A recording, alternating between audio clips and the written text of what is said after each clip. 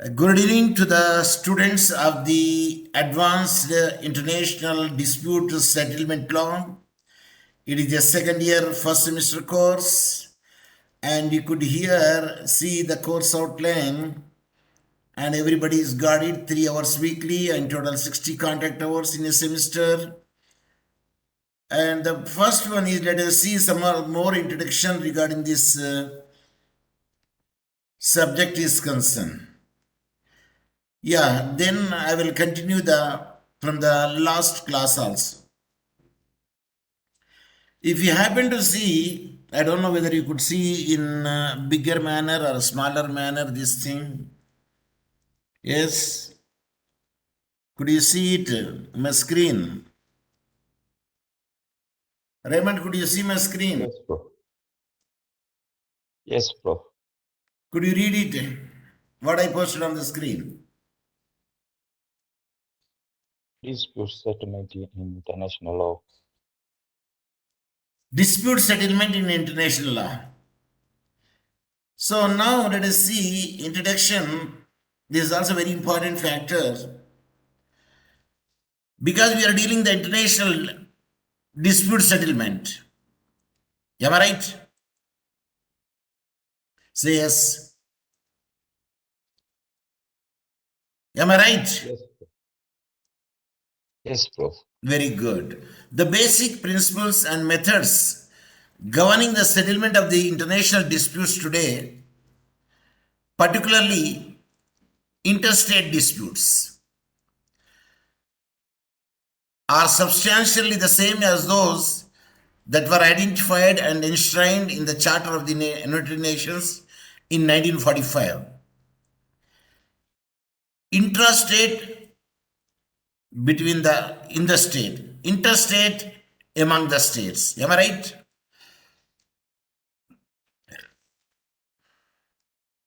Yes. Parties to dispute are under a duty to settle it in a peaceful way. How many parties should be there for the dispute? 2 parties. Minimum 2 parties are under the duty to settle in a peaceful way. In my beginning class also I said, the best justice is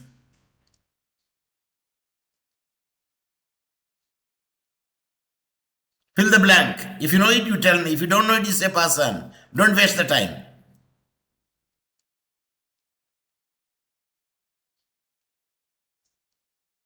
The best way of justice is,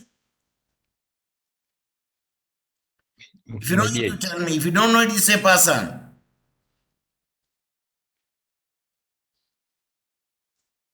The best way is the mediation.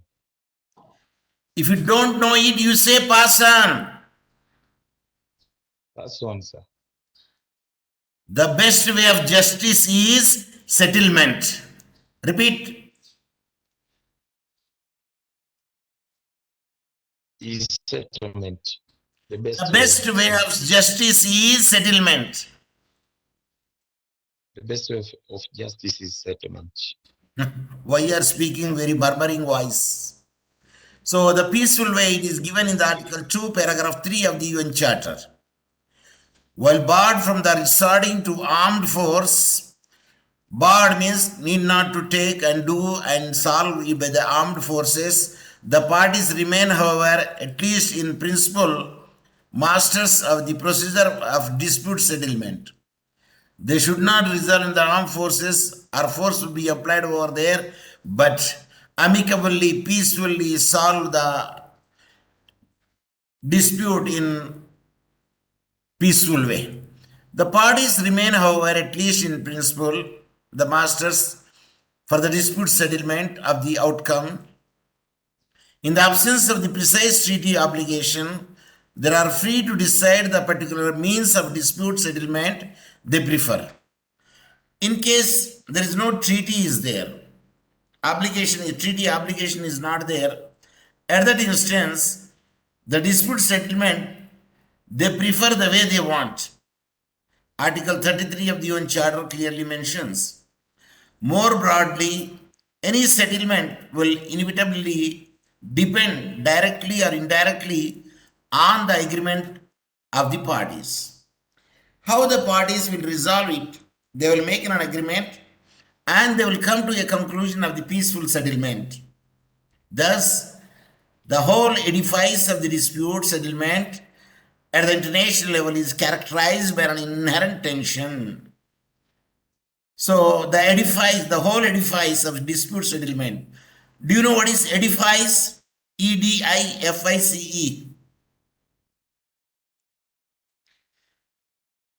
If you don't know, you say pass on. If you know it, you will give me the answer. Pass on, Prof. Good. I appreciate for your transparency. Edifice means structure. Structure. Bungalow, castle, palace, any structure. Is it clear?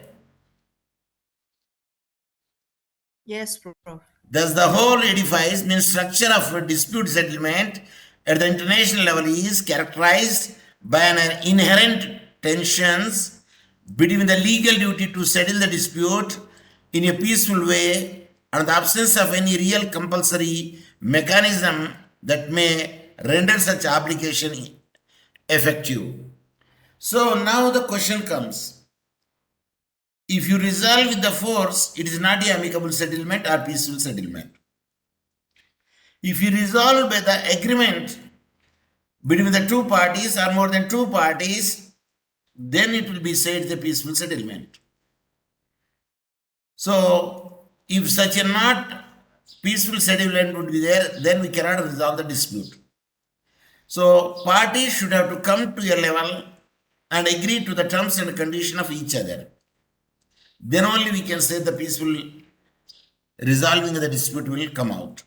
Such procedure can be distinguished one from the other on the basis of different criteria, such as whether the contemplates the intervention of the third parties. If the two parties bring on one platform, a third party should be there. Whether the settlement is based on the application of the rules of the international law or the international instruments or the treaties or the agreements, whether the final outcome of the procedure has binding or non-binding character. Generally, when you agree to it, it is a binding character. Sometimes non-binding character also comes over there. Because the law which is made by the agreement is a binding one, or by the customs or any other thing is a non-binding one.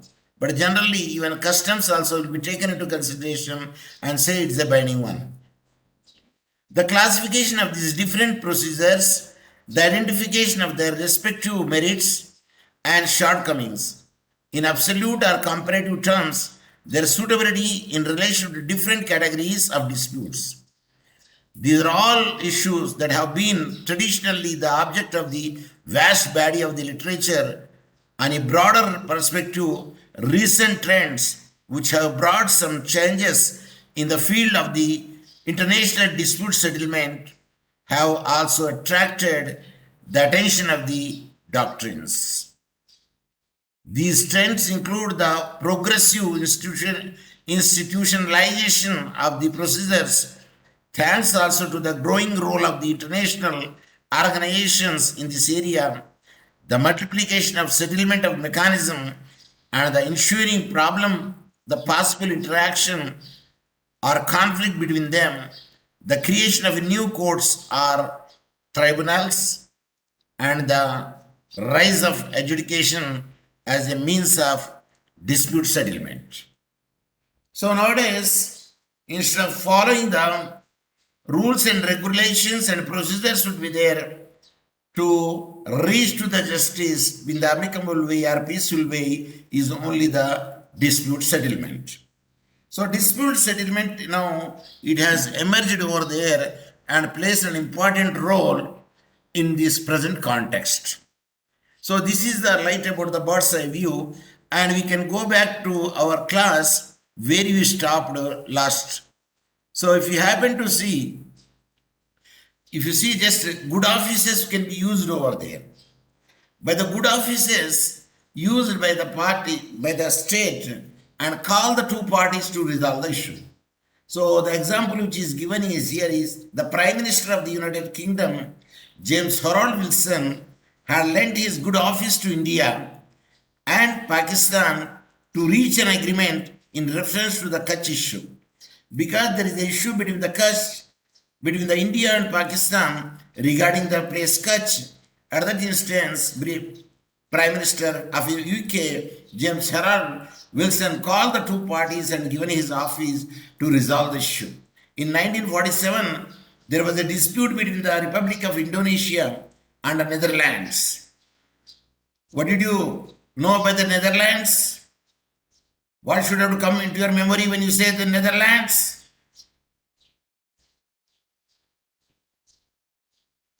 Sir, Kilimanjaro. Kilimanjaro is there in the near Moshi, Arusha, in Tanzania. If you know it, you tell me. If I say the Netherlands, what should be remembered? Sir, Amsterdam Airport, sir. If you know it, you tell me. If you don't know it, say pass on.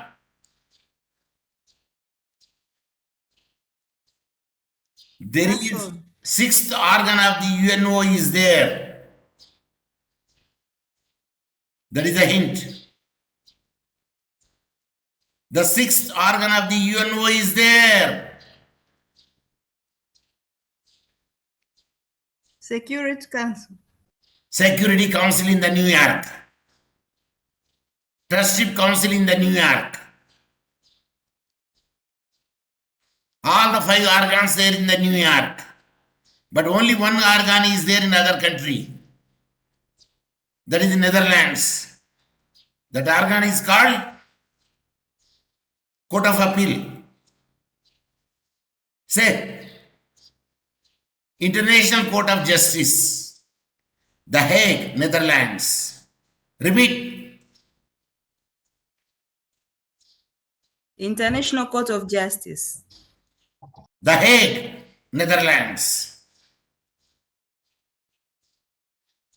So now the Indonesia and the Netherlands, wherein the Security Council rendered its good office to resolve the issue. The good office Security Council has given means it is in New York. Am I right? Say yes, Yes, or no. Prof. Yes, Prof. When Yes, you are given Prof. the good office means, how can a person be the good office in other country? Unless until there is embassy or there is a base. But generally the good office means where it is situated or there it will be given the place. That is the good office. The mediator will give it to resolve the issue, Republic of Indonesia and Netherlands. And another mode of settlement is conciliation. So now let us see what is conciliation. The process where a commission or a committee is appointed and the dispute is referred to them and is required by them to find out about the facts and then to write a report for the settlement of the dispute is called conciliation. So what is conciliation? It is a process where commission or a committee is appointed and the disputes referred to them and it is required by them to find out about the facts, then to write a report for the settlement of the dispute is called the conciliation. Who will write the report? Who will write the report? The commission or committee. Either the commission or a committee will write the report by taking the facts from the two different parties and they make the settlement of the dispute. So that is called conciliation. Here an effort is made for a peaceful compromise to sign an agreement, but important to note that the proposal made by the commission are never binding on the parties to the dispute. In case the committee or commission made a report, if they did not sign it, it is not a binding. But if they signed it, whether it is a binding or not. But they say the proposal made by the commission are never binding on the parties to the dispute. That means, did they sign it or they did not sign it? It is silent. Am I right?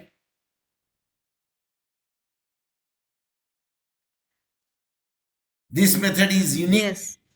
in its own way and completely differ from mediation, inquiry, or arbitration.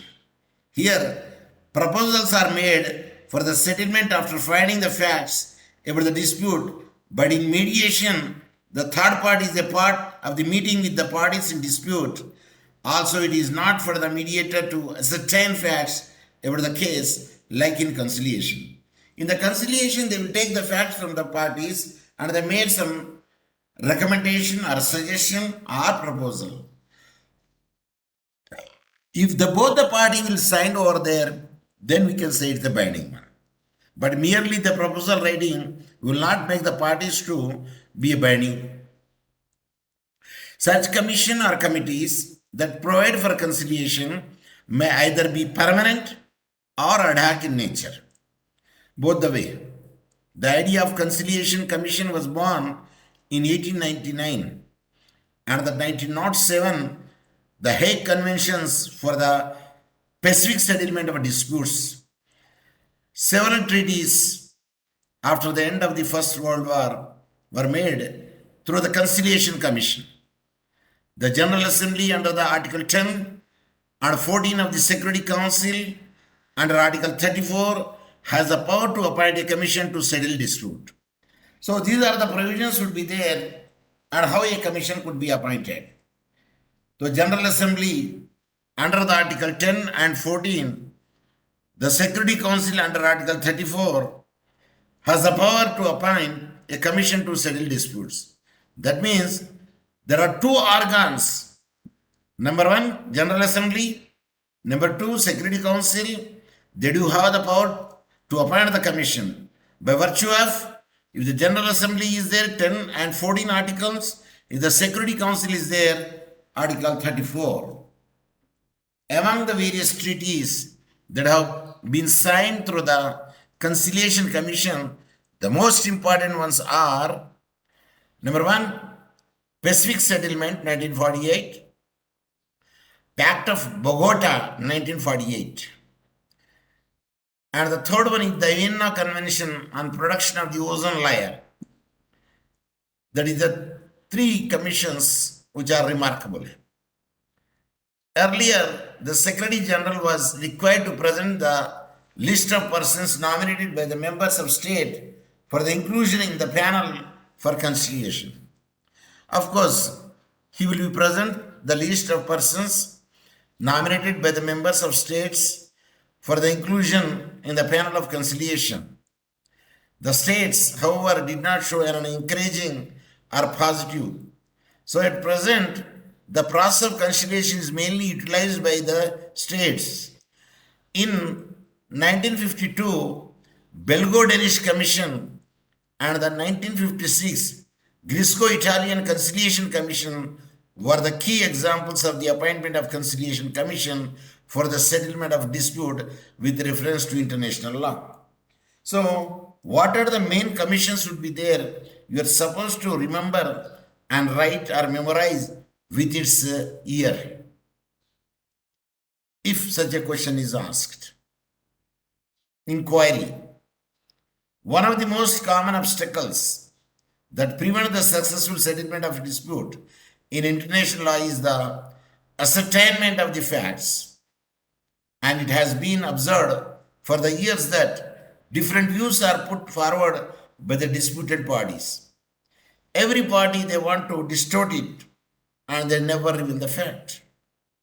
So it is a difficult task to ascertain what is the real fact or what is the fabricated one, how it is distorted. So these are very important factors. A majority of the international disputes get stuck because of the unwillingness and inability of the parties to agree to the facts. They never agree to the facts. They try to make the distortion of the fact.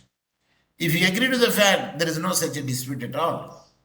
And it will be made very much clear who will be the loser and who will be the winner. And who is the beneficiary, who is the non-beneficiary.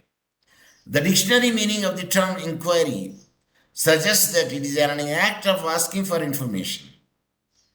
Similarly, for the settlement of dispute in international law, a commission is to be appointed consisting of the honest and impartial investigators to investigate the matter based on the facts given by the parties so that they can verify the facts of the issue.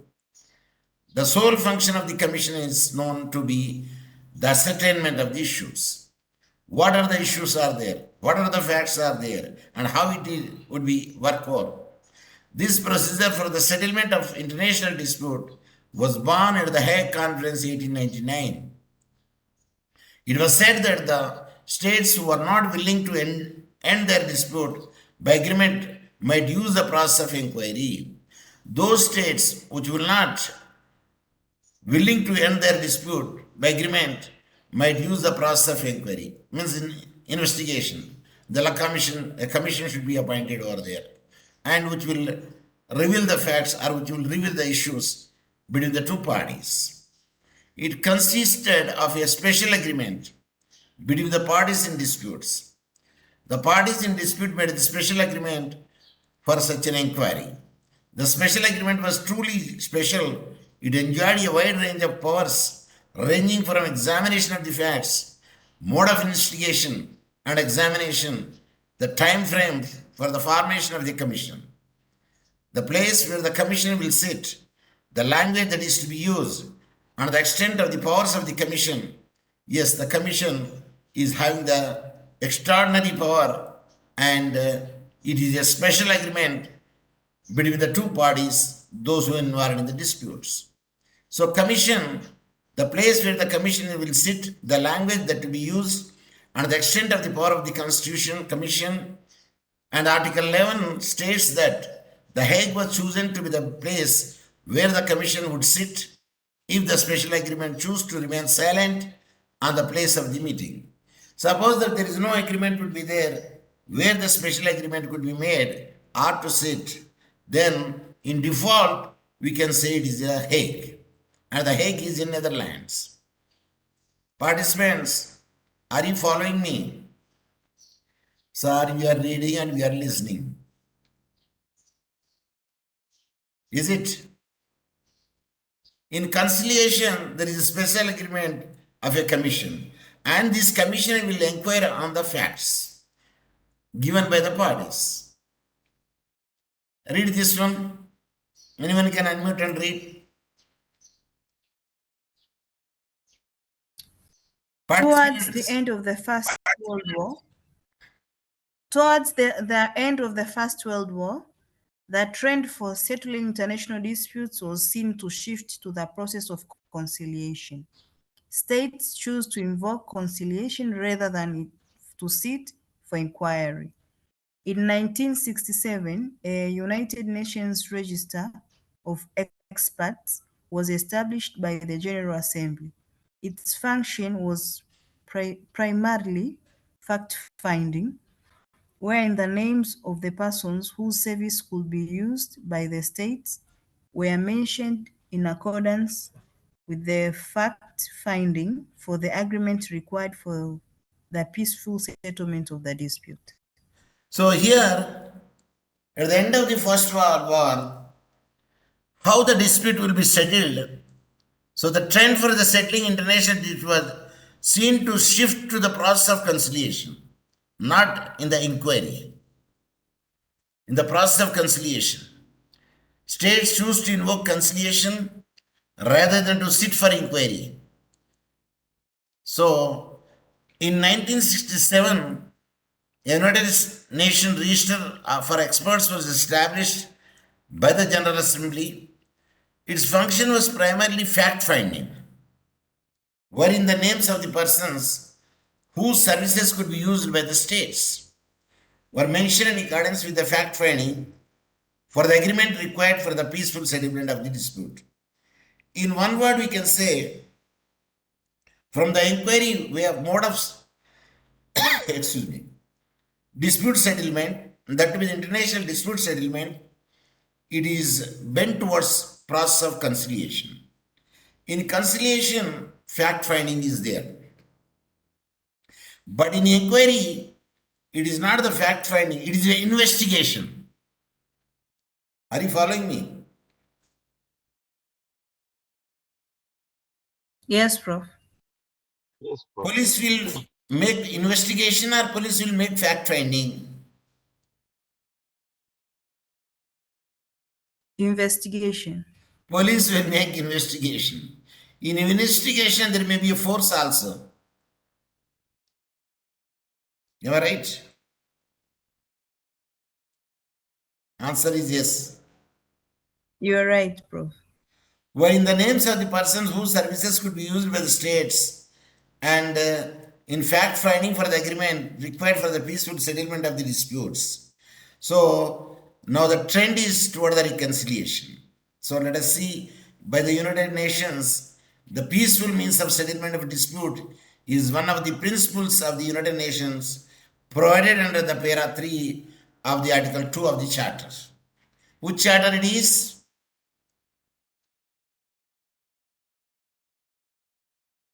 United Nations Charter. Yes, the first charter, mother of the charter. What's the full name?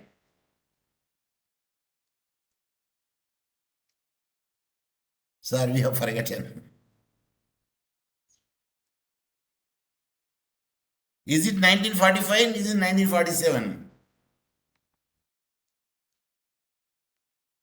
1945. 1945. United Nations. United Nations first charter. Now you could see it.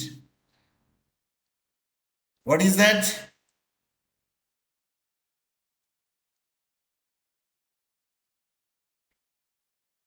The United Nations First Charter.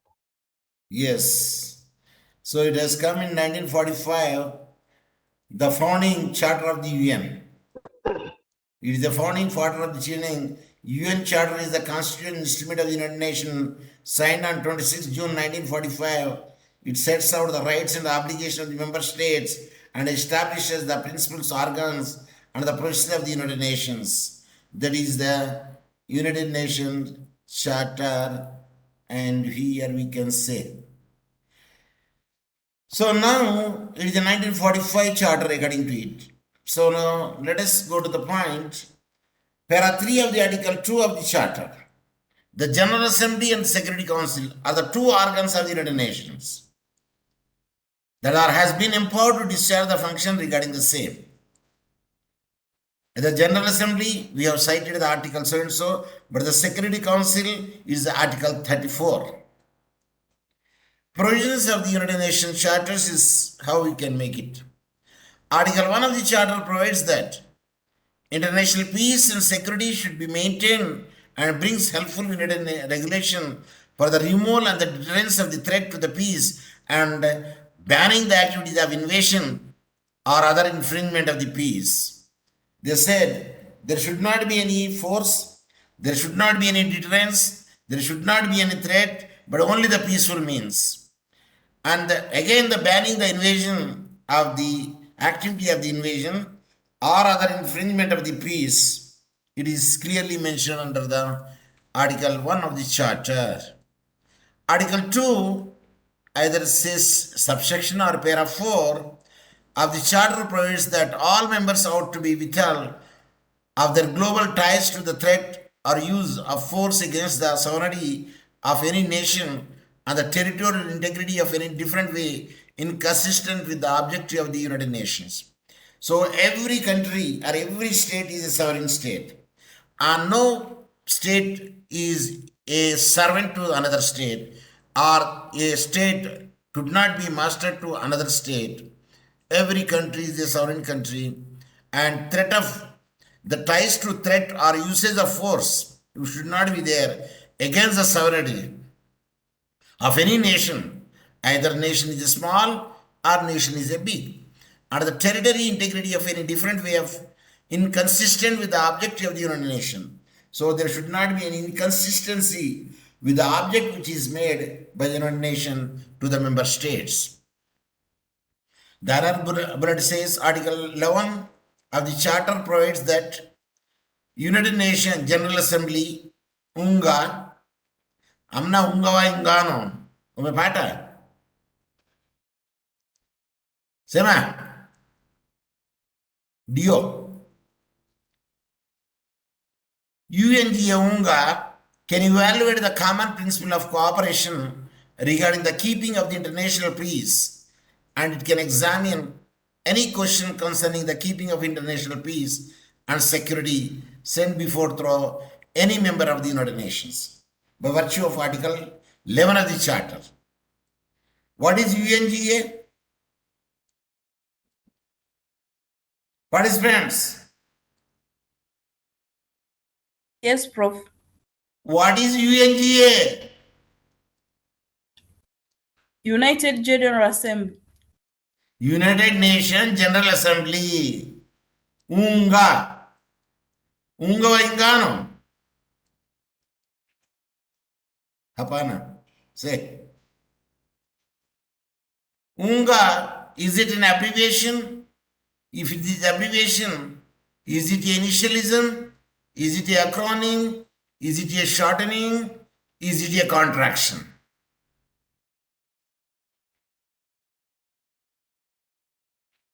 If you know it, you tell me. If you don't know it, say pass on. Acronym. Unga is an acronym, I appreciate, because it is pronounced as a one word. Initialism, we cannot pronounce it as a one word. Like example, WTO. Or another example, ILO. We are pronouncing the each letter in a separate manner. So that is called initialism. But SAUT, we pronounce separately, we pronounce as a sound. Sema. As a south. Is it acronym? Is it initialism?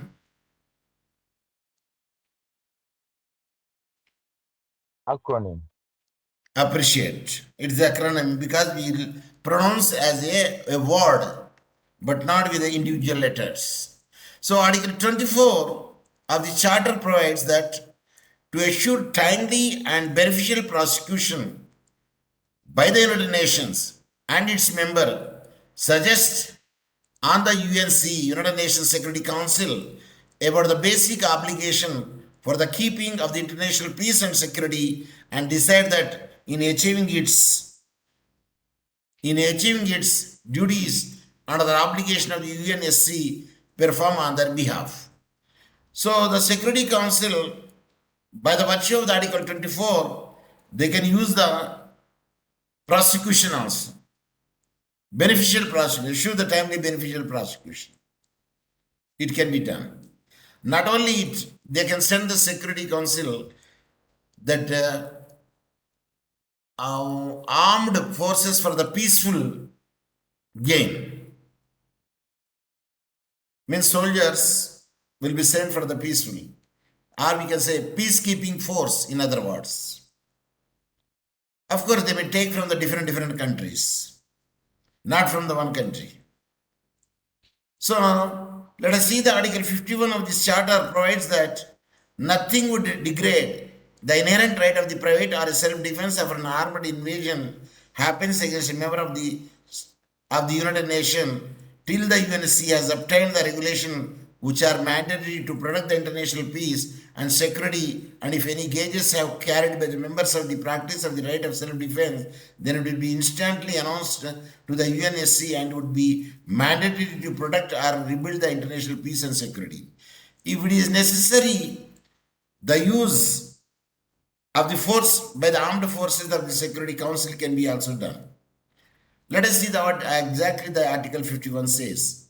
Of the Charter provides that nothing would degrade the inherent right of the private or self-defense if an armed invasion happens against the member of the United Nations. If any armed invasion is there, till the UN Security Council obtain the regulation which are mandated to protect the international peace, the security of any gauge. That means if any member was right of the private and self-defense in armed invasion is there, then the Security Council may revolt it. Excuse me. It will support that the peace would be maintained, no invasion, no threat of the member states. So it would be instantly announced to the UN Security Council, it would be mandated to protect or rebuild the international peace and security. Even to protect or rebuild the international security means the threat of the invasion of the other country should be stopped. How it can be stopped?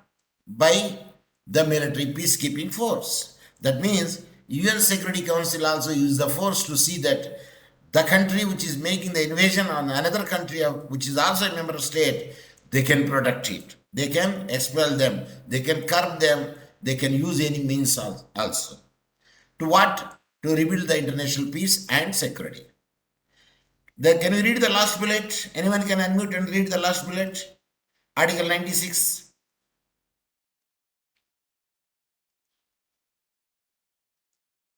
Article 96 of the Charter provides that the United General Assembly or the United Security Council can propose to the International Court of Justice confer an advisory viewpoint upon any legal questions which are happening within the domain of their actions. Yes. By virtue of the Article 96, either the General Assembly of the United Nations or the United Nations Security Council can propose to the International Court of Justice. Where this International Court of Justice?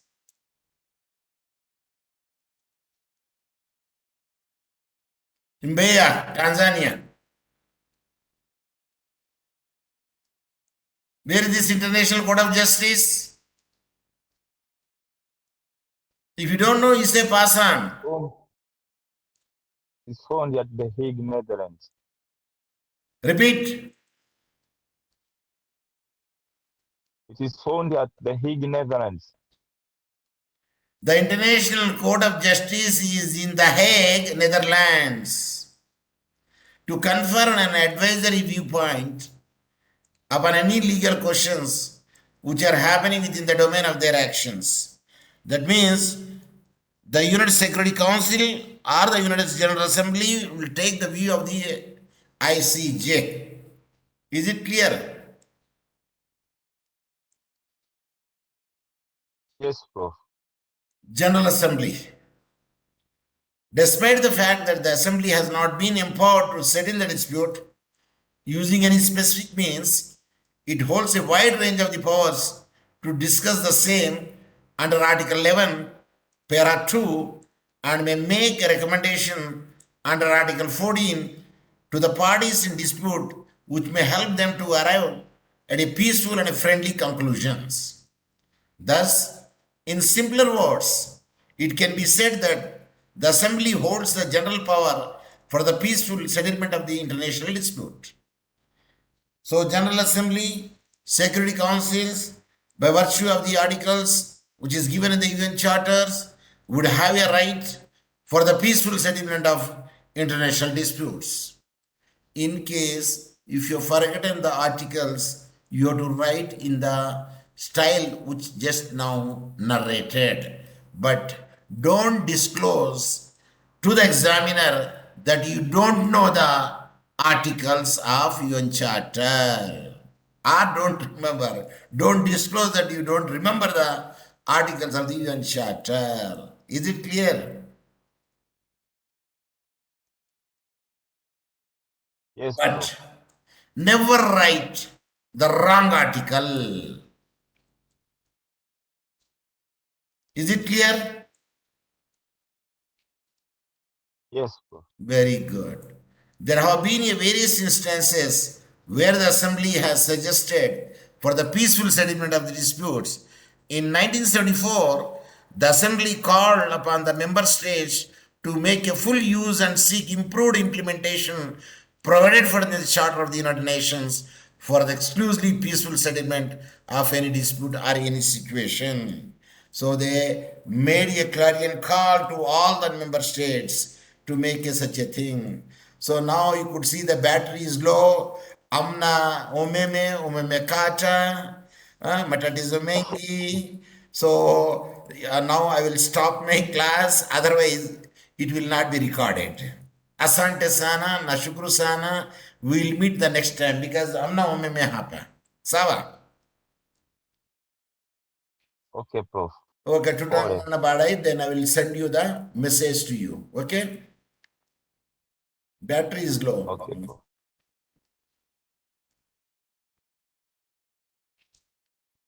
Stop sharing. Leave meeting, end of the meeting for all. And